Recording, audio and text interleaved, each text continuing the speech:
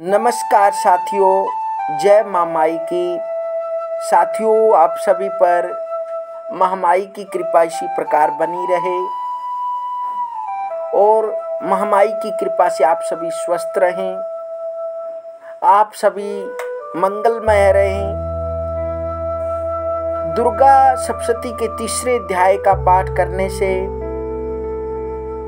व इसका पाठ नित्य प्रति सुनने से शत्रुओं से छुटकारा मिलता है। तो आइए तीसरे अध्याय का पाठ करते हैं। जगदम्बा की श्री अंगों की कांति उदय काल के सहस्त्रों सूर्य के समान हैं। वे लाल रंग की रेशमी साड़ी पहने हुए हैं। उनके गले में मुंड माला शोभा पा रही है। दोनों सतनों पर रक्त चंदन का लेप लगा है।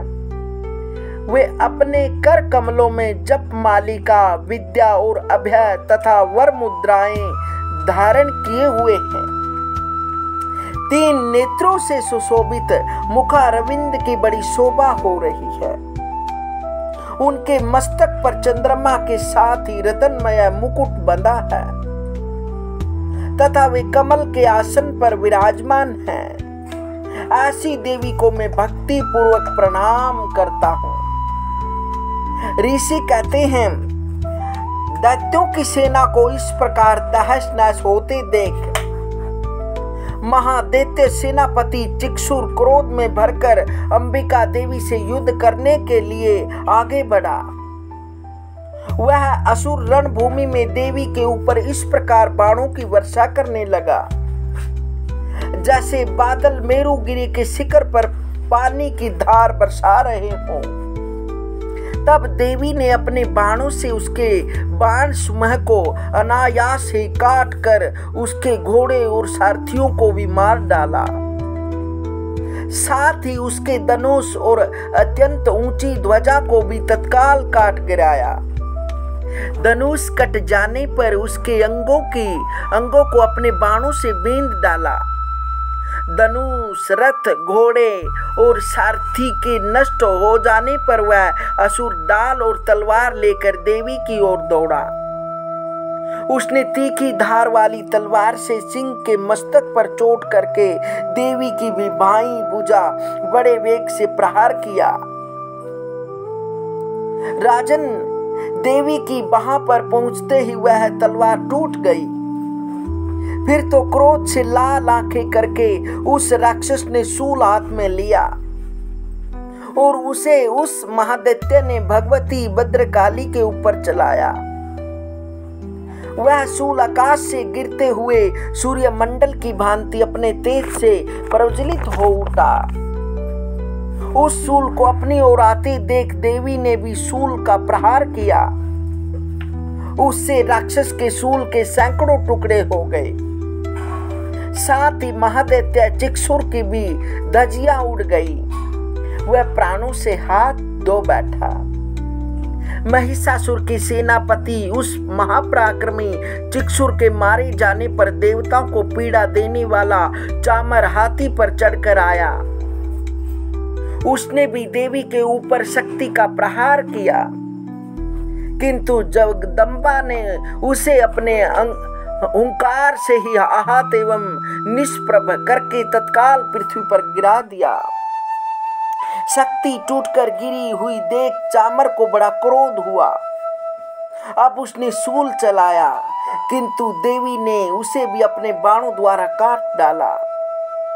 इतने में ही देवी का सिंह उछलकर हाथी के मस्तक पर चढ़ बैठा और उस दैत्य के साथ खूब जोर लगाकर बाहु युद्ध करने लगा। वे दोनों लड़ते लड़ते हाथी से पृथ्वी पर आ गए और अत्यंत क्रोध में भरकर एक दूसरे पर बड़े भयंकर प्रहार करते हुए लड़ने लगे। तदंतर सिंह बड़े वेग से आकाश की ओर उछला और उधर से गिरते समय उसने पंजों की मार से चामर का सिर धड़ से अलग कर दिया। इसी प्रकार उदगर भी शिला और वृक्ष आदि की मार खाकर रणभूमि में देवी के हाथ से मारा गया। तथा कराल भी दांतों, मुक्कों और थप्पड़ों की चोट से धराशायी हो गया। क्रोध में भरी हुई देवी ने गदा की चोट से उद्दत का कचूमर निकाल डाला। बिंदी पाल से वास्कल को तथा बाणों से तामर और अंधक को मौत के घाट उतार दिया। 3 नेत्रों वाली परमेश्वरी ने त्रिशूल से उग्रस्य, उग्रवीर्य तथा महाहनु नामक दैत्यों को मार डाला। तलवार की चोट से विडाल के मस्तक को धड़ से काट गिराया। दुर्धर और दुर्मुख इन दोनों को भी अपने बाणों से यमलोक भेज दिया। इस प्रकार अपनी सेना का संहार होता देख महिषासुर ने भैंसे का रूप धारण करके देवी के गणों को त्रास देना आरंभ कर दिया। किन्हीं को थुथुन से मारकर, किन्हीं के ऊपर खुरों का प्रहार करके, किन्हीं को पूंछ से चोट पहुंचाकर, कुछ को सींगों से विदन करके, कुछ गणों को वेग से, किन्हीं को सिंहनाद से, कुछ को चक्कर देकर और कितनों को निश्वास वायु के झोंके से धराशायी कर दिया। इस प्रकार गणों की सेना को गिराकर वह असुर महादेवी के सिंह को मारने के लिए झपटा। इससे जगदम्बा को बड़ा क्रोध हुआ। उधर महापराक्रमी महिषासुर भी क्रोध में भरकर धरती को खुरों से खोदने लगा तथा अपने सींगों से ऊंचे ऊंचे पर्वतों को उठाकर फेंकने और गरजने लगा। उसके वेग से चक्कर देने के कारण पृथ्वी क्षुब्ध होकर फटने लगी। उसकी पूंछ से टकराकर समुद्र सब ओर से धरती को डुबोने लगा। हिलते हुए सींगों के आकाश से विदन होकर बादलों के टुकड़े टुकड़े हो गए। उसके श्वास की प्रचंड वायु के वेग से उड़े हुए सैकड़ों पर्वत आकाश से गिरने लगे। इस प्रकार क्रोध में भरे हुए उस दैत्य को अपनी ओर आती देख चंडिका ने उसका वध करने के लिए महान क्रोध किया। उन्होंने पास फेंक कर उस महान असुर को बांध लिया। उस महासंग्राम में बंद जाने पर उसने भैंसे का रूप त्याग दिया और तत्काल सिंह के रूप में वह प्रकट हो गया। उस अवस्था में जगदम्बा जो ही उसका मस्तक काटने के लिए उद्यत हुई, तो ही वह खड्गधारी पुरुष के रूप में दिखाई देने लगा।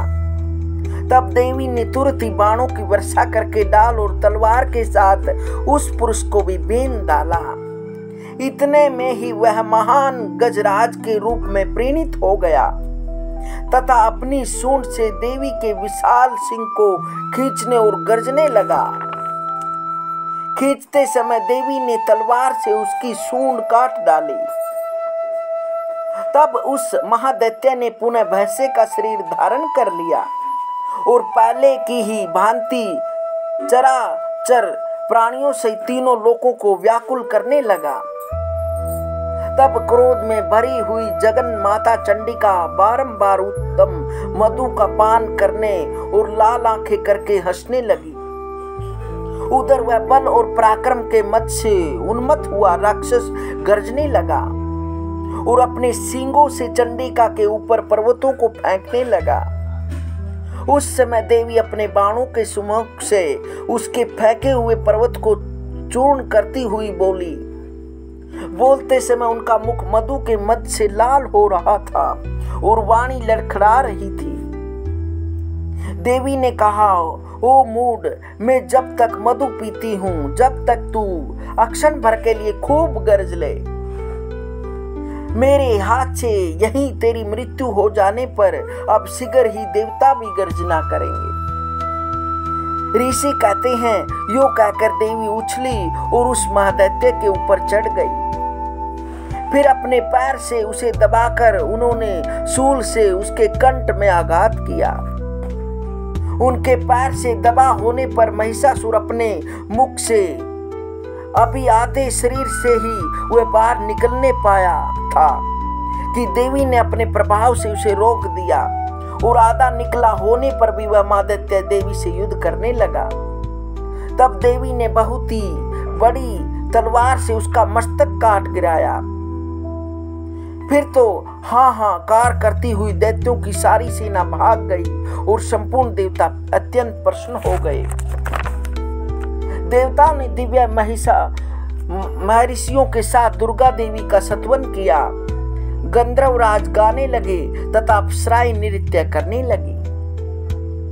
इस प्रकार भक्ति भाव से सुदासन पर बैठकर इसका पाठ करें। और यदि इसको सुनते हैं तो सुनने मात्र से भी दुर्गा सप्तशती का पाठ करने से जो फल प्राप्त होता है, वही पाठ का फल आपको भक्ति भाव से सुनने से भी प्राप्त होता है। जय महामाई की।